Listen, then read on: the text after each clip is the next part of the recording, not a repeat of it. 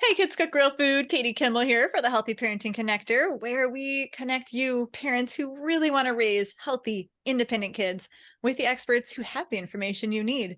Today we are talking about what your kids will do after they launch, after they become quote unquote adults, and how you can start that while they are still under your roof and why you might want to. Jonathan and Renee Harris are my guests today, and I am just tickled to have you guys here. Thank you so much.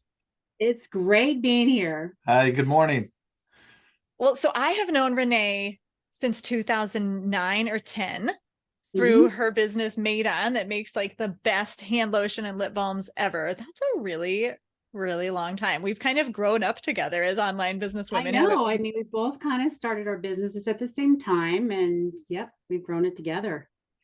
It's amazing. So I'm going to officially introduce the audience to you guys, and you'll hear, friends, a little bit about how Renee's business helped teach Renee and Jonathan how they wanted to raise their kids. And I love that you had a transformation process too.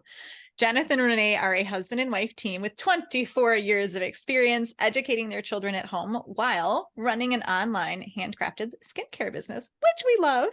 So when they switched from being employees working for someone else to owning their own business, they significantly changed the educational strategy of their children. This is a method they now call Parent Their Passion. And it's so good. The story starts when their oldest was about 12 years old. He's now 25. And it was really clear to Jonathan and Renee that they didn't want their children to just fill up buckets of knowledge for each school grade, right? Just meeting the expectations. So they took what they were learning as like these new baby online business people, like we were just talking about, and they experimented. How cool is that? They experimented with their son's traditional study materials and figured out how to help support the development of a marketable talent that perfectly fit his strengths, his abilities, and his unique drive. It was super customized, and here's what happened. By the time he graduated from high school, he had his own aerial drone business and was able to fully support himself financially. What? Like it's almost like the photo negative of most kids, because most kids, they leave home and the first thing they do is go into debt, right? Literally, the very first thing they do is 4 years of creating debt. And then hopefully they can crawl out of that hole. Your kids are doing exactly the opposite. Jonathan and Renee have since graduated 4 more of their 9 children to all create their own unique paths through careful guidance of talent development. It's amazing. We're going to talk the tip of the iceberg of what they do today. But, usually I ask people like, well, how did you get into this? But we spoiled that already, how you discovered it. What I really want to hear is what it felt like when you switched from being an employee to being a business owner, and what it was in that process that changed your mindset so much. Wow. I think that was a little bit unexpected because we both had our degrees, we both had our student loans, I was homeschooling the kids at home, and Jonathan was working for a tech company. And so it was just, that's just what you did back then. And this is 2000, like you said, 2009, a little bit before that. And so I think what it was is just switching. It was a little bit more forced as far as in there was a layoff, but we had before that started a business, but for fun. We had no experience starting a business. It was just more, let's go sell this at the farmers markets, and I'll have my 2 older boys help do that. So it wasn't really something that was planned and mapped out at all. In fact, I would say when you started taking the two kids, the two old were now And they they're were 8 and 12. 10, I Oh, that's think. right. Yeah, Yeah, yeah. they were young. Yeah. Take them to the farmer's market, but it was more like in that way, it was borderline checking the box off in the knowledge bucket. Everybody knows you should learn a little bit of business, but then you're done Lemonade with it. stand, Lemonade maybe stand, bigger. yeah, and then it goes nowhere. Yeah. Well, that's not what happened. So you did that, and you actually had kind of a lot of fun with I it. ended up not realize. I mean, my background is that I was a public high school teacher, so I did that, and that was my degree. And then I did some ESL teaching and so on. So, but when I got to the farmers market, it was amazing how much I enjoyed it. And I consider myself an introvert, not being liking to do the salesy stuff, but I really enjoyed it, and so did the boys. So there was a little bit of that. But again, we didn't expect that to turn into anything until we came to a point of having to make a decision on is this going to become a full-time thing or not. So to Mm. make that story really fast, We then within a year, we decided Mhm. this needs to be a full-time income for us, but we loved where we live. We didn't want to move. And we decided to go all out and then launch. And then and I have to say that this is where, how did we feel is difficult because there were so many feelings involved in that. When everything changes, you're taking a huge risk. So that's big right there. But I credit Jonathan for coming up with this idea of, we need to start the kids early. They need to have something that can be marketable by the time they leave home. And Yeah, they weren't in your teens. Actually, that was part of the whole formula and the equation, is that had I tried to stay in the same field I was in, everybody else in the same position that I was in would have to be on the road 3 weeks out of the year, or 3 weeks out of the month, excuse me, not the year, the month. And that's what you did. You had to live on site where the clients were, pretty much. And in order to stay in that field. And you still had 9 kids and you hardly saw Yeah. your wife. And I was like, no. It's probably 7. Yeah, 7 at the time. True. But still, yeah. Well, you hear the horror stories because people who were senior to me at that time, they're all like, it seems like they all have multiple divorces and they're all like regretting that they didn't see their kids grow up.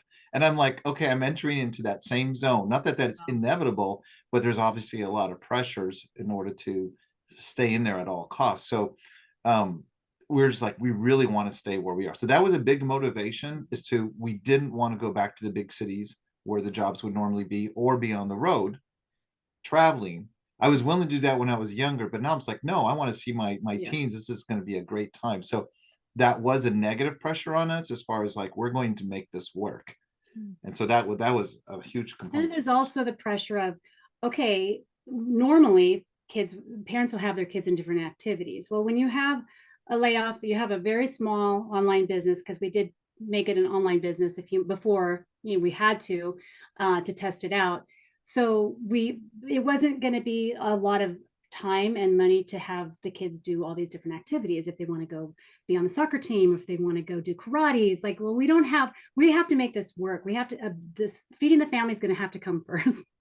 And so that's where we, out of necessity, started to pull our kids in a little bit, mostly our oldest one, on things that he was already good at, he enjoyed doing. Can he help us with the business? And so that was the big trigger. Looking back, we didn't see this big picture until now. We keep seeing so many benefits. But back then it was, well, you like photography, you like video editing. I need some product shots done for the business. And so I'm kind of got this little micro business going on. I don't have time to homeschool. So Jonathan's taking over the homeschooling, and he's like, why are we homeschooling this way when we could do anything we want? Like, why don't we switch around?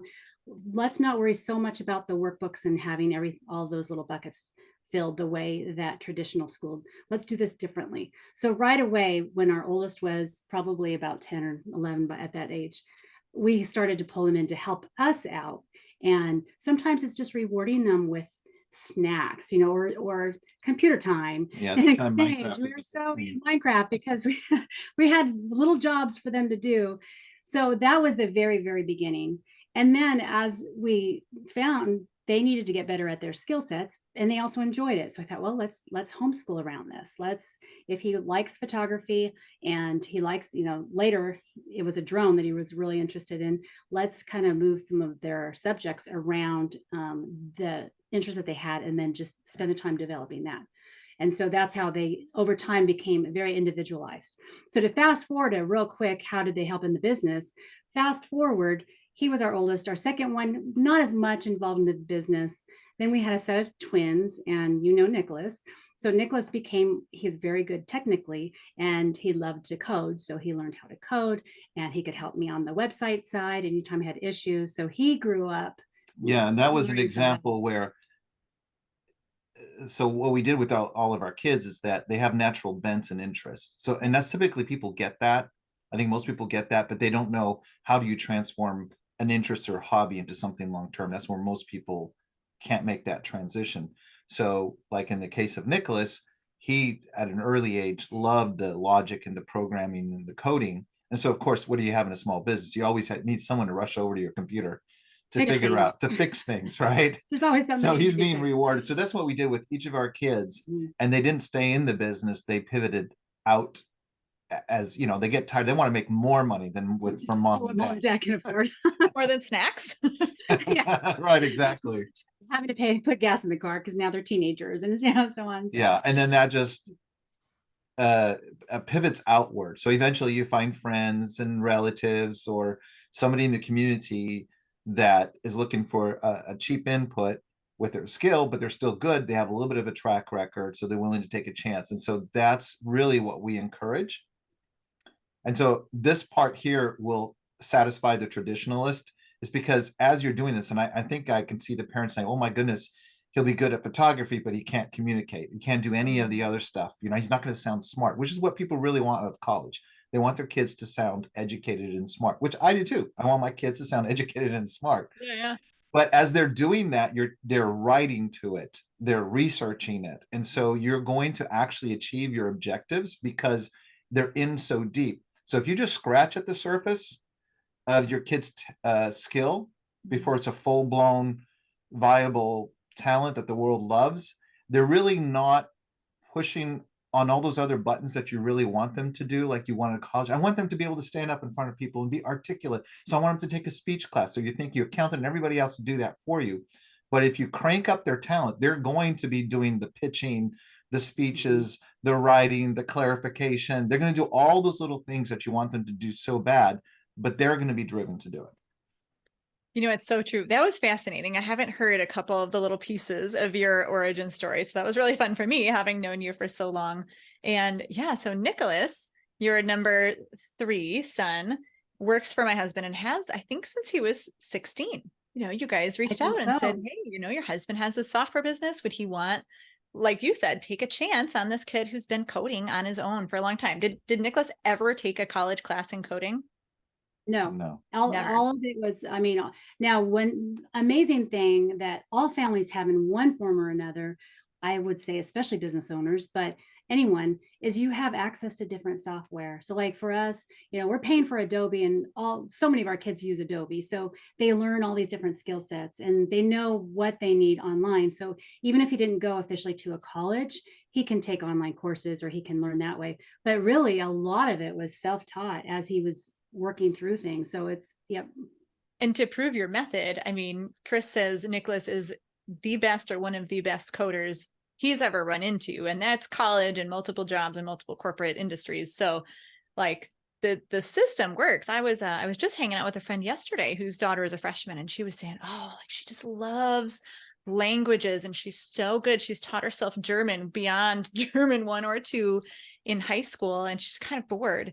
She would look up Garfield books in German and write in German. And I thought, oh man, like it's perfectly primed for something, right? Yes. That uses that passion. And this mom reflected too. She said the funny thing is she doesn't always come off as super smart to her teachers, because if she doesn't like it, she's not interested in it, she's kind of like, I'm not really gonna, you know, spend my time on that. But this is the beauty of what you guys are saying, is if they're a coder. Nicholas had to get on meetings with my husband. He had to write emails to customer, you know, everybody starts doing the monkey jobs. You have to write emails to customer service and diffuse situations and interact with people. He's one of, I mean, I overhear their meetings sometimes. He's one of the more mature, is he 20 now?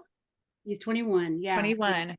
One of the more mature 21-year-olds. And again, we've been working with him for 5 years. So you're definitely not missing out, you know, on skill. If you can read, write, and do those basic things, yeah, you'll learn it as you go. So tell us about your 5 who are launched real quickly, just so people can see the variety in what they do.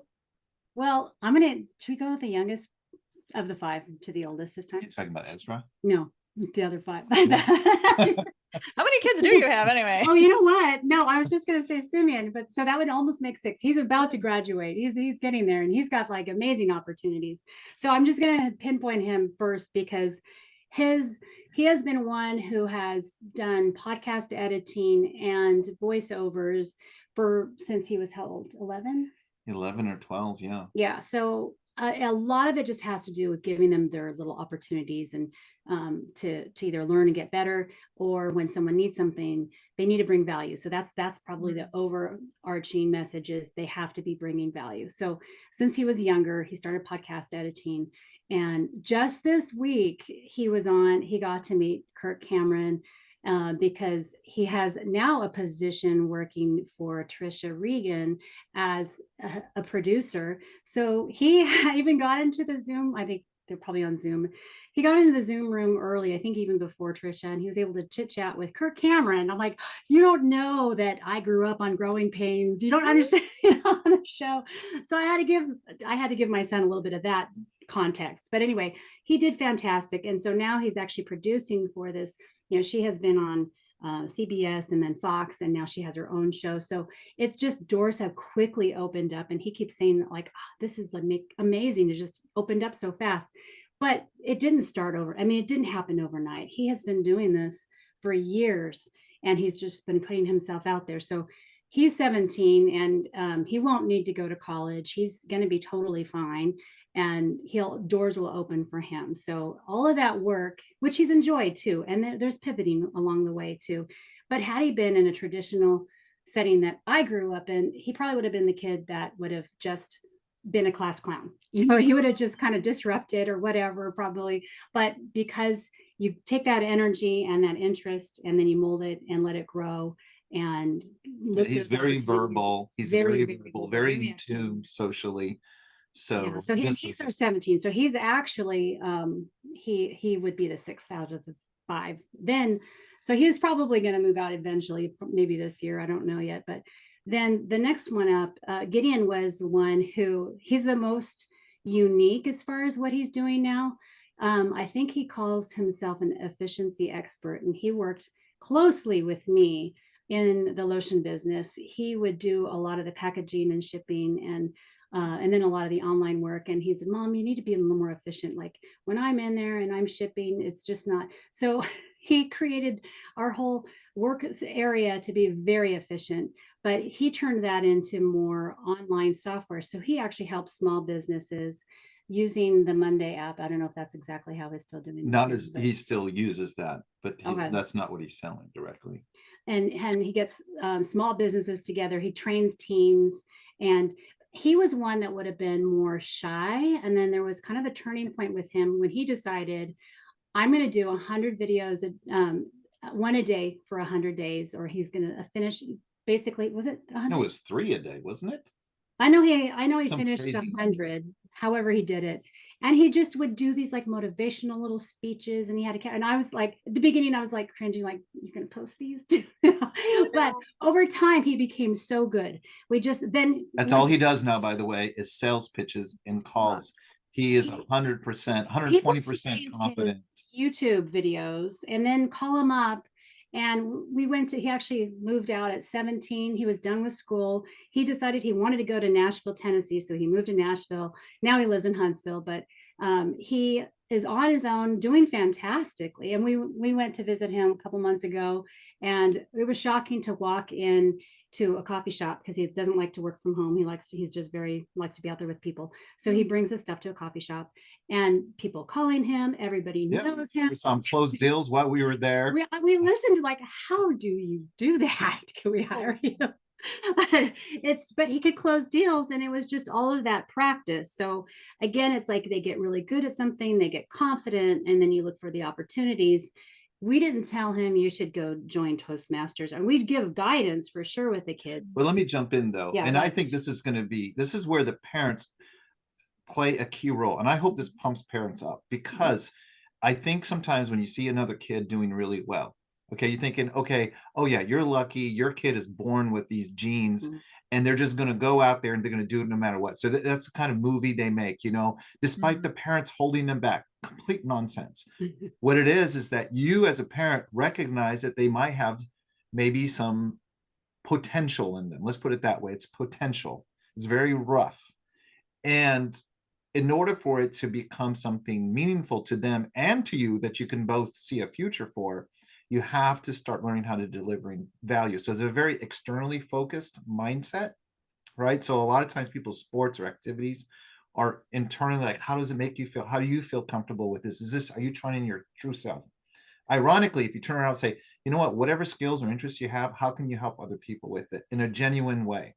As soon as you change that conversation, it actually answers all these other questions that you really have, because they start feeling that confidence starts growing. Because most of the time, even as adults, when you're interested in something, you have all these self-doubts. You cannot get that feedback that you have confidence in. You need that external feedback.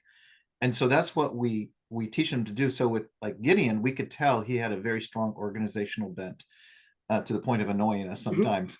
but he had that, and he was right more than half the time, which bothered us even more. It's like, oh shoot, he was right, you know. But we saw that potential, and then he started. I insist, one of the things that we like to do so that our kids are developing that communication part. So instead of doing a traditional writing class, we say we want you to blog about your development, right? So they're very invested in making sure that they're at least trying to communicate correctly.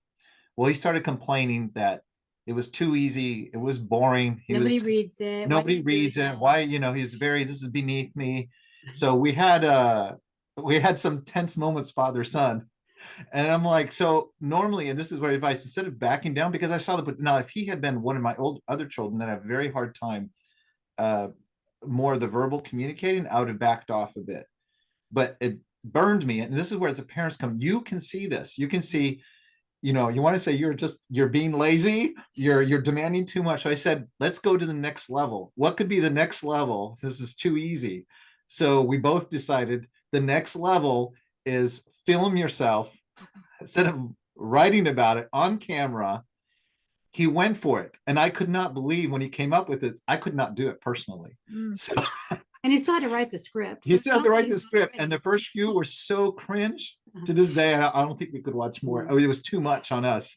But he started filming himself in the beginning. He was sitting down. He's looking at camera kind of down, and you could tell the tone of the voice. And then he saw himself and he's like, oh, I got to do something better. So he learns like stand up. So he's like, stand up. So he started standing up.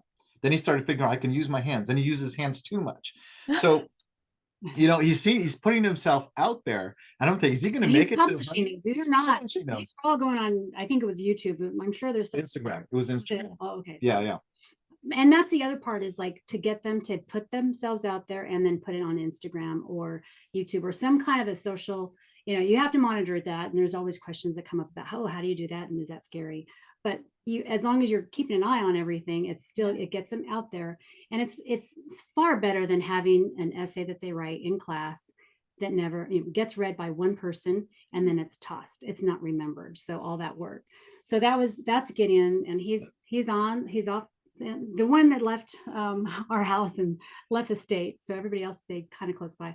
Then the next one up would be Noelle, and she is our artist. So she's the twin to Nicholas, and she just got a book deal with a Christian publishing company to do Christian illustrations. So she's gotten a really amazing Instagram account. It's Art by Noelle, and she struggled as a student. So she really struggled with the traditional academics. Yeah. So, but she just, you know, when everybody else was learning how to read and doing their stuff and, you know, thriving in math, and she just struggle, but she loved to draw. So we would just say, just listen to our, you know, history lesson, whatever, and just draw. And so we just let her do that. We're not artists, by the way. She didn't get any genes from us in the art department, but we just gave her the time. And then that developed over time. And again, no college, I mean, she takes little courses here and there online, but a lot of it just came from all the time that she spent doing Well, in that particular instance, she did buy a package by one of the big famous artists, retired from Disney from years ago. And now he's got this amazing online thing, and you can pay a monthly, and there's a lot of things like that. So much available. Yeah. And they're so specific, and you can play them over and over. And of course, because art is such a visual thing, it's like a perfect medium for the internet, and you have to pay. And something also too is that a lot of times when you're paying for these things, the cost is so small and so little that we even tried taking art classes locally, and it was pathetic. Yeah, I mean, it's not because the people there weren't good artists. They just didn't know how to teach. It was very inward focused. It's exactly all the bad stereotypes you think about artists were there. And it was just very frustrating. So I went there in the beginning with her simply because she was so young that they wanted a parent there. Oh, I'm wow. like, this is horrible. You can go online and get something like 100 times better by the top people in the world. Well, they explain it to you over and over, and it's just absolutely amazing. So I think too, if you can let go as a parent of the idea that my local school has the best, I think that people don't really believe that, but they still think it has the best, when actually you can go online and go to the top people. Mm. Now, it's not quite the same as having that person follow your child around, giving them 100% mentorship, but they're far superior most There's of the so time. many good mentors. Yeah. On Yeah. Instagram, our kids would follow certain people. And then I'll tell about Caleb in a minute, but our second born, he was into bladesmithing. He went off to a bladesmith conference. Was he 17, I think, at the time? Yeah. I remember he Or wasn't younger. 18 because I had a hard time finding an Airbnb. He had to stay. It all worked out. But there's other opportunities like our how old is Ezra? 14, 14. yeah. He really wants to go to a tech conference. He's kind of following Nicholas's footsteps, so he's dying to go to a conference. And so there's just all those little opportunities that you can take advantage of, and they are open to kids. Sometimes we take advantage of that when we can. So that was Noel. And then Nicholas, in addition to working for Chris, which has given him so much confidence and education and experience, he just has been about a month or so. He's working with a startup that helps 401k and for small businesses, and he's thriving with that. The guy that runs it is local, so he gets to meet up with this guy. The guy has a rental space downtown over a coffee shop, so now he's got office space he gets to work at. So it's all this fun stuff. He's just really enjoying that right now, and so he's our coder tech guy. And then next up that would be Caleb, who got married last October. So he's been doing machinery, and he started with bladesmithing. Before that, he was just showing interest in rocks and gems and like a little bit of geology. And so he had a forge in our garage. So he did that for a few years, and then even made knives, sold them through Instagram. Constantly selling. That's an example. Mhm. Constantly selling to especially with the boys, it's been easier, but trying to find a way to sell. Mhm. And so in the process of getting your kids to deliver value, which AKA means cash as they get older, they start realizing. So for example, they learn, like he loved, and all these young bladesmiths, they love to do the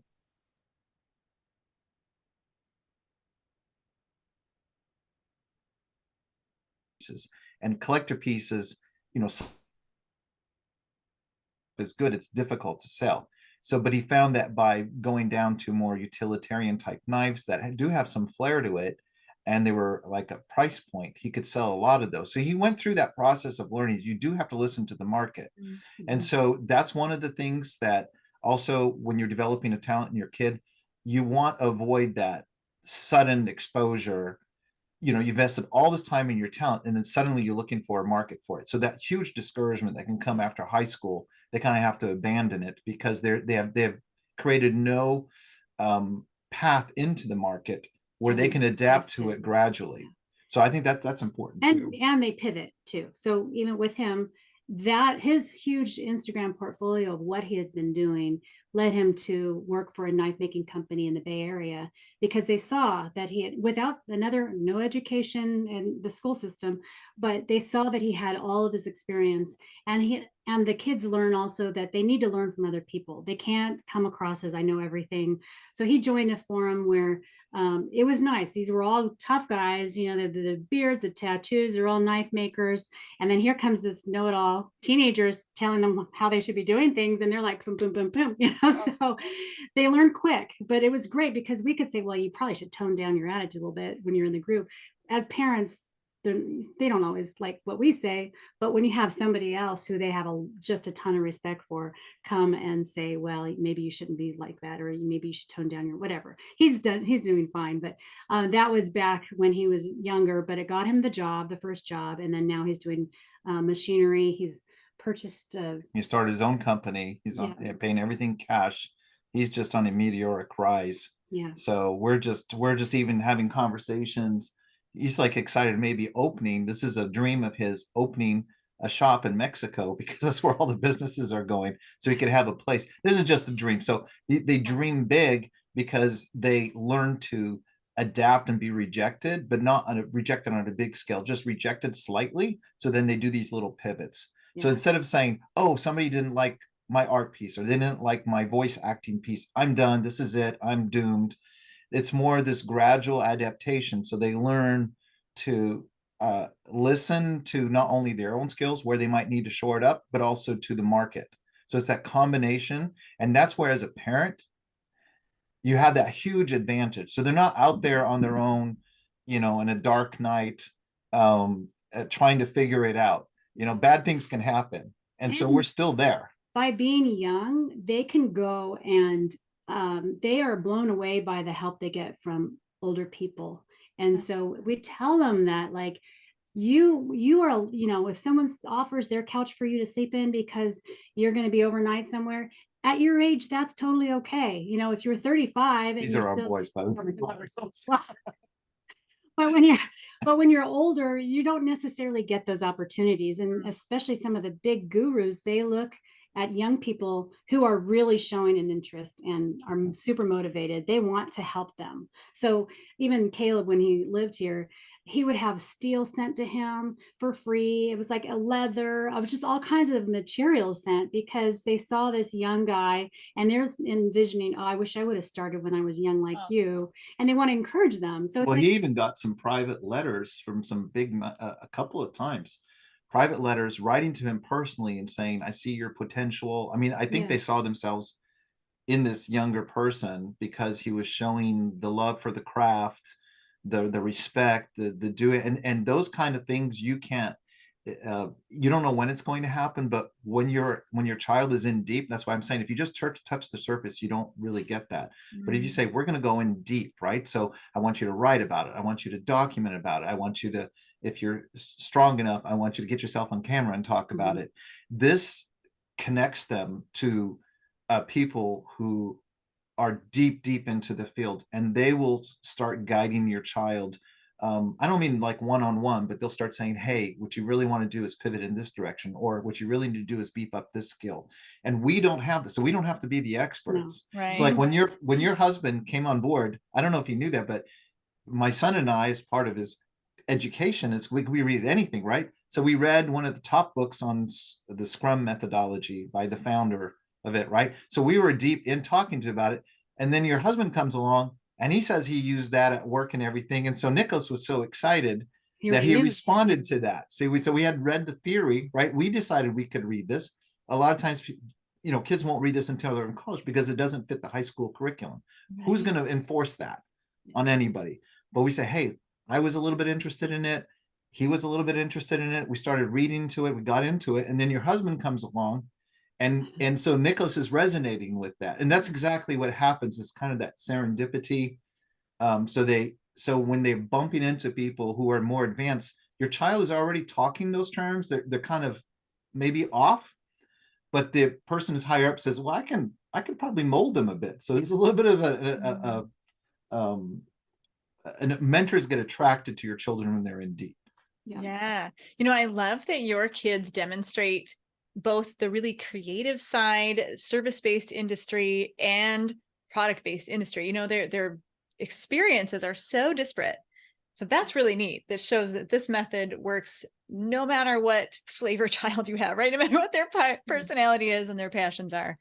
I feel like we've kind of like keep dipping our toe into the method. I've heard things like starting young is important because mentors will then kind of come to you. I've heard you talk about going deep, heard you talk about focusing on your child's strengths, but I feel like I'm just sort of cherry picking these ideas. What is sort of the process that you walk parents through to help them do what you have done with your family? Yeah, well, at the very first, we have a course, in fact, as part of your Life Skills Now camp that helps teenagers. We have another one for parents, but really, if you get the kid to buy in on it, helps them to identify what that talent or interest is to start with. There's always a start. And the beauty of of how it's all worked out for the kids is that it can start with anything, like, well, I really love playing basketball, and maybe they're listing 4 or 5 sports, and then but they don't think of some other things that they do on a regular basis that they didn't think of as an interest. So they might think, oh, well, I do like writing. Like, I remember when I have a chance, I'll write a story or something, or like somebody else might, I love poetry or cooking, or just all of those different kinds of interests. And then you take that as one piece of it. So it's whatever the child is interested is one part of it. And you could, And that could be something that comes and goes. yeah. You know, it doesn't have to be this like, oh my goodness, it's a sign from God. Mhm. You know, they got to do this. It's almost, you're looking for an excuse. The interest is almost the excuse to get them started. And it could Okay. be something like organizing things. So it may be it's not an official hobby, but it could be something, because like with Gideon, we didn't see it, that we would not have thought when he's 16, you're going to grow up to be an efficiency expert. But he was very good at organizing things. Or sometimes people like to clean out the closet and have certain places for everything. So there's just all those different kinds of interests and skill sets that they, or whatever people tell them they're really good at. Maybe they hadn't really thought about it, but maybe someone comes along and says, oh, you're really good at this. So you have a big brainstorm of that. Then what are the other in the course we have? Well, then at that point, you also look in your family environment. Mhm. And so usually when people make the list, they kind of get, parents can see that in their kids a little bit. In fact, if they're young teens, the parents see it better than the teens. Okay. You know, everybody knows that. I don't know, I'm not good at it. And you're like, no, you're really good. This is not normal, you know? So that can be exciting as a parent to talk about that and really pump them up. The second piece, component that comes into it is all your family assets, like not just the physical tools, like whether or not you've got a power drill in your garage, but it could be the fact that your mom runs a podcast, or that your dad is an engineer, or that grandpa has a boat on the river. So you look at all those things that the teen has access to if he were to ask. So you count those as tools that are available. So you need tools. So a lot of times you have an interest, but if you don't have a tool, there's not much you can do with your interest to bring value to other people. So you look at one of those tools, maybe even 2 or 3, that you can put together with this interest to start bringing value to other people. So And that's really important. Another part of that could be software. That's where I go back to, as business owners, we use Canva all the time. Well, if you have a daughter who is interested in art, and then you've got a software like Canva, those can be merged together to create something and go somewhere with. So sometimes it's just the software you have that you use on a regular basis. Sometimes it's like a good camera, photography. Again, it could be someone that, like your next door neighbor, someone around you has access to something, or they are or you have a welder that lives down the street that you may not have that skill, you may not have the tools for it, but you have access because you're really good friends with them. So you're looking at all of those. Is that the one that's the most difficult? Yeah, that's the most difficult. It's really tough. Yeah, kids. Because usually they give a list and they'll give something like, okay, but you failed to mention that your dad is like an open heart surgeon. We find out, we've talked to a lot of parents, and it's so funny because even the parents have a hard time. And we tell them one thing to do is, how would other people describe your family? Yeah, that's a third component. Oh, that's a third component. Okay. Yeah. Go ahead. What's this? Do we? No, yeah, well, no, yeah, that's good. So you make a list, right? So now you need to find an opportunity for your child to start acting. So if I'm talking to someone who's got a teen, or I'm talking to the teen, now if they're on the younger side, there's some little jiggling you have to do, because sometimes it depends on the maturity. But if they're 14 or 15, usually what I say is like, is there a way they can make $5 off of this interest that they have in one of the tools by this weekend? Now it may take them all day to make $5. That's not the point. It's like, you've got to get, it's something as simple as like, you've got a guitar, you've been taking all these guitar lessons, you're still not bringing value to people. We're the ones paying the teacher, right? You're not bringing value to other people. Where could you this weekend? So you figure he's not driving yet. Okay, we've got a little local lake club. Half the people are retired. Go out there and see if you can make $5 in donation, right? So you're thinking, well, maybe I can't do an Ed Sheeran song because that's not going to please them. So, okay, well, I don't really want to do an oldie one because that bothers me. Well, could you do an interpretation of an old one and a modern one? And so he's going to go out there, and you don't want him in some sleazy bar because he's too young. So they're going to go out there, and he makes $6, and he was out there 4 hours, right? And then you say, well, why? And then they say, well, I just don't want to spend all that time. It's like, well, what could you do to make more money? It's like, well, I could tell the people in the back couldn't really hear because they're kind of hard of hearing. and I need maybe a speaker or a microphone. It's like, well, good thinking. So then you start reverse engineering. How can you bring value to people? And you will be surprised that it will take on a life of its own, right? They'll say, oh, okay, and then they find this $2,000 speaker. I'm like, I don't have the budget. You don't have the budget. Let's You can borrow it. you can borrow it or find a used one and go on Craigslist.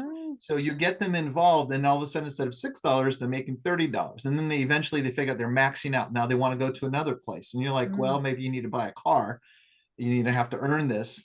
And it doesn't mean that that's their future. It does not mean it's a future. You know, strumming a guitar on the corner as a yes, but the skills that you talked about, which is problem solving, listening to the audience, seeking solutions to, you know, increase your net worth or increase your value. Those so are very applicable. Online, the way that they can bring their skill set online. And I'm amazed at how many very musical kids who have taken years and years and years of practice. What do they do with that? They have the head knowledge to then be able to put like video pieces together, like clips for videos that are in high demand, or there's just so many different things you can now take that online. Like we had our oldest who he's the one that now does the aerial photography, and we had him take guitar lessons, and it didn't really go anywhere, except that he does use that. He's done some videos for small businesses where he's gone to a business and he'll do some photography and video, and then he puts it together. But he's got the good head, the good ear for the type of music that he wants to go with that type of environment, where, you know, you wouldn't just be only, if it's not just the teen music that he listens to with his friends is not going to fit the little coffee shop that wants a video. So it's all of those different types of they fall in love with it. I think that's the thing, is you're not trying to force your kid into it.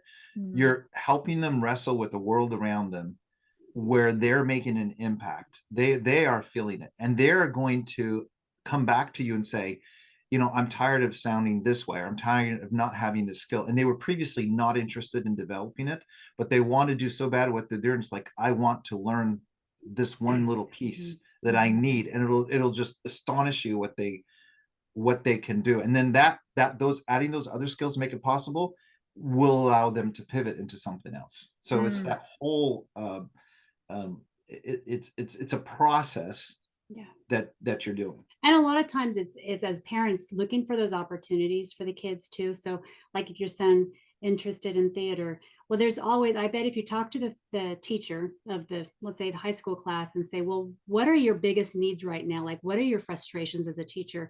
I bet they have a list, all right? Whether it's the props need to be made, or somebody to organize, or someone to contact the parents. And a lot of the stuff might be behind the scenes, but to have someone who can step in and take some of that load off the teacher is going to devote more time into the kid to give him more opportunities. Or it's like, you know what, I know of somebody in this other school district, or a friend of mine has a whole theater thing going on in this other city. They would love to have your services there for the summer. And then boom, he's got an opportunity that just, you know, he built himself up to be trustworthy, reliable, all those other skills. Maybe it wasn't his favorite thing to have to contact and avoid the starving artist. Like we're very much against the starving artist concept. And you know, it does exist. And that's why people talk about it. It's like they're doing their craft, but they feel like they're barely making it. You don't want to be in that position. You want something that you have money coming in, so that it's sustainable, because that's also one of the things, is that if you can't sustain it financially, that's what happens. A lot of times people have to completely abandon the years of investment that they've put into whatever skill or hobby they've had. Right. Now it's just a hobby. But you're talking about building a whole toolbox of skills that are both marketable and they know how to market, right? Not only is it marketable, but they can take it to market, which is fabulous. I'm feeling in myself, because I don't homeschool, and I look at my daughter who's a freshman, and Leah is just exhausted every day by the time she has endured school and social life and homework. She loves organizing, loves having a clean room, but she doesn't even have the energy to clean her own room. Nevertheless, develop this skill. Is this sort of process something that is unique to homeschool families because they have the time and flexibility? It's certainly easier. I mean, I think in some situations, though, I wonder if I'm just thinking of myself when I taught at a public school. If I had a parent and a very motivated student come to me and ask me for my advice, and I taught English, but maybe they're going to ask me some kind of like, I know I have to do this research paper, and I know you gave me these topics, but what I really want to do is this other topic. Would you let me do it? I'd say yes. Do the one that interests you.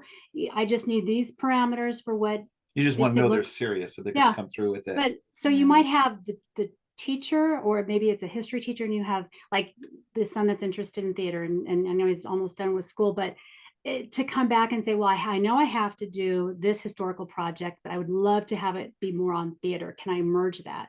So if there's any way that they can merge into, it is harder, I would think, for us, you know, in the public school or private school system. Other than that, it would just be weekends of just letting them have that time to go on, or look at any other activities that you can cut from her schedule that may not be as important. Well, one of the ways that I'm thinking that my mind is going, so depending, and of course you would know that balance. But if, let's say, you're sensing, well, maybe she is an organizing kind of person, right? And that's a valuable skill that can be applied to any number of fields. So obviously, if you just casually thinking about it, you can't just be organizing in the abstract. You have to be organizing something, whether it be public events or it be music specialized or engineering. So obviously there's an aspect. But since she's in that environment of the school and she's there, then she should see that as an asset. So what is it that students and parents and maybe even teachers want is everybody's always wondering, when is this due? Where is the download for this resource? So she could take on and say, I'm just going to do a private website where I'm going to upload all the docs, the papers, calendar. I'm going to get all my classmates, if they want, on a text. The parents, I'm going to call up the parents, say, hey, I'm going to text you to let you know parents will kiss your daughter's feet. And they say, right. And the teacher will say, they may not say anything because it could be that, you know, public, private, but think, yes, somebody's going to do the dirty work to remind everybody, right? So she starts taking ownership. So maybe you're pivoting a bit, like maybe it is difficult for her to really get into her room because she's so exhausted. Well, why not use her environment as an excuse? Then, you know, she starts owning that space. Then she has to worry about privacy. Does it have to be password protected? Does it even matter if it's password protected? So she talks to her mom. It's like, oh yeah, use this resource. You can piggyback on this. And then maybe the teacher's notes are scribbled on something. She's like, can I turn these into a PDF for you? You know, and upload them. And you said, and she already has, you probably, like we do, Adobe Creative Cloud, whatever, and turns them into this like, how about a Canva? So I can do it. So she starts initiating, and she's talking to you. She's looking at her resources. Pretty much all her classmates start relaxing because all the texts are going to be pushed to them. That's what an organizational son does. He has these automated text. And so if you can't do it, you can reply and it triggers something else. I mean, so now you, instead of seeing your school as an obstacle, now you're going to use, the school's using your daughter for their purposes. Turn the tables on them and say, I'm going to use the school as an opportunity. Is, you know, whether it could be anywhere that you as a family already spend time or volunteer, whether it's church. I'm just thinking your mom probably has stuff in your home that can be organized, right? After passing away, that would be amazing for your daughter to actually have things set up. She can come back to you and say, Mom, tell me about this. And how, just as a way to be able to take a need, and then she uses her skills to be able to make it something that's going to be useful for the family, would be, I think, pretty amazing too. What I'm really feeling from you guys is all of this starts with the focus on the strength, right? Like I would never be able to think the way you just did, Jonathan, unless I had already sort of really intentionally sat down and said, all right, let's classify which kid has which strengths. And then you're kind of looking for opportunities once you've done that. But that's really what you're saying, is ask questions, look for opportunities, put yourself out there. Difficult for some kids' personalities, but I suppose it's possible even for you. You mentioned that Gideon is such an introvert, but managed to climb out of that, and now he speaks all the time. Yeah. And then because they are delivering value, that's the thing. So it's not you're forcing them to be an extrovert with no value, because that's soul crushing. They are truly the expert in this very, very narrow area, and people are glad to hand it off to them. Wow. And see, as a family, Yeah. Yes. And it's a family economy. So however they can help the family is a great place to start. Man, that is so good. So start with the strengths, focus on providing value. And this is a real way too. I mean, we look at our kids in general, not your kids and my kids, I hope, but in general, this generation, and they're so lost. They're so full of anxiety. We know the self-esteem and self-worth is in the tanks for a variety of reasons. But holy cow, if you can teach your child to give value to the world, that gives value to themselves as well. So this is not just kind of the hard skills and being marketable and making money. You are also building character and building human beings who are well ahead of their generation. That's for sure. You guys did an amazing workshop in our Life Skills Now summer camp season 1. You kind of touched on it where you talked kids through this idea of finding their passions, and the comments we got from families and from kids, teens, usually, tweens and teens on that workshop were just amazing. They would on our surveys, they would write a whole story of, I thought this, and then I learned, this, and I wrote down my strengths, and I'm so surprised. Just incredible. Tell us a brief synopsis of what you did in that workshop, because it's likely going to be in both season 1 and season 2. No matter when you're listening to this, you can find it. Ask me, we'll help you. Yeah, and it really kind of what we talked about with you as far as starting with the interests, and then every short video, we try to make them short because we do know that kids have a short attention span. They take that, they write down whatever the day's expectations are. So the first day it's going to be all about just their interests, and then it's 3 days or 3 or 4.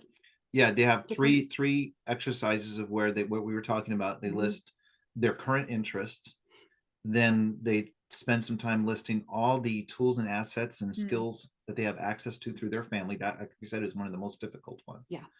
And we encourage them to get their parents' input if they can't think of something. So obviously, if they're on the younger side of the teens, they sometimes are not as aware, which is normal. And when they're older, they can drive this themselves. Oh, that's really fun to get the parents involved, because the parents bring things to the table that the kids don't see, and vice versa. And the parents learn about the kids that they didn't realize they had an interest in. So it's really great communication. And then the third one, you talk about identifying your family's culture in order for to be able to provide value. So this is important when you're first starting off as a young teen, because a lot of times you cannot, there's a number of reasons why it's much more difficult to go into the wider world and get going. So you look into your family circle, or your close family circle, and that's where an opportunity can pop up. That one is actually very short because it's difficult philosophically. So like she was saying, the best question to ask is, how would other families describe your family? Because the first kids answer, even parents answer, oh, we're all like everybody else on the block. The kids can never think of anything. No. And then reach out to the parents, and we're like, wow, you did this. So you're saying that you have flipped houses, or the very first house you bought as a newlywed was just a fixer upper, and that is something that would be included. Or you adopted a child at age 5, put that in there. Or there's so many different. Or you run a life skills camp. Yeah, you run a life skills camp. So those things is that it's simple in the sense that usually your friends can right away spot you. But when you're looking at you, especially for a young teen, sometimes it's a little hard, that self-reflection that comes with age. That's where the parents can get involved too. It's like, well, this is what's different about our family. We really get excited about this, and talking through it. And so that's the third day. And then the fourth day, we are merging them together. So you're gonna have to do, I call it describing as I think I say that in there, but it's like a recipe. So you're looking at your pantry, and there's any number of ingredients and spices and tools that you have. So that's going to determine what kind of cakes you could make. But of course, you don't want to dump everything together, right? So you can't. So you want to dump something. You want to put things together and a series of steps that make sense, right? If you want people to enjoy your cake, that's the point. You're not just dumping all your ingredients and all your interest. You're trying to put them together in a way that you're going to actually have success. So you're looking for fairly quick success, using your interest and the tools and your family's culture to produce something beautiful. And so that would be the last and final step, is to merge those 3 components together to produce something beautiful. That is so great. And I mean, I'm always, always, always thrilled to share what you do with other people. Jonathan and Renee Harris of Parent to Their Passion. You have some great email, like get on their email list. I don't allow myself to stay on very many people's email lists, but I can't unsubscribe from yours because I always want to open them because I want to hear these stories, right, of your kids and of your clients and all these amazing families, you know, just like being inspired by others is going to help me be able to see those opportunities and kind of think outside the box, like what you just did, you know, with my daughter in public high school. That was insane. That's amazing.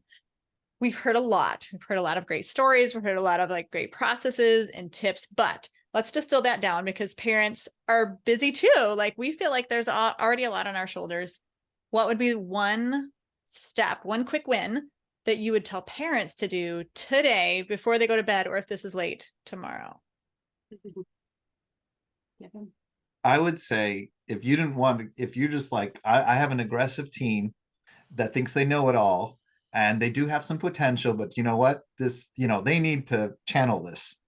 I would say, get creative and challenge your daughter or your son and say, I want to see you make your first 5 real bucks that's not paid by us as your parents or your grandparents. They don't count. Okay. Using your skill, and I will match it. If you can show me you're going to genuinely, I'll match it, and then go to bed. and then because, and by the way, that's the exciting thing about teens. It's both the frustration and the excitement, is because I think it is partly hormone driven. That's why I don't really say don't worry too much about it before they're teens. When they're teens, it's that they're going to gnaw on their own bones, or they're going to gnaw on your bones, and you got to channel that. So that's the beauty of it. So you got to channel them. So put them on to some. I want to see $5. I want to see you bring home $5. Nice. Figure it out a way, and then step back. That is very practical, which is how we roll here on the Healthy Parenting Connector. One thing you can do has a beginning, has an end. We get to go to bed. That was good homework. Jonathan and Renee Harris, Parent Their Passion. Thank you so much for joining us today. Thank you. At last.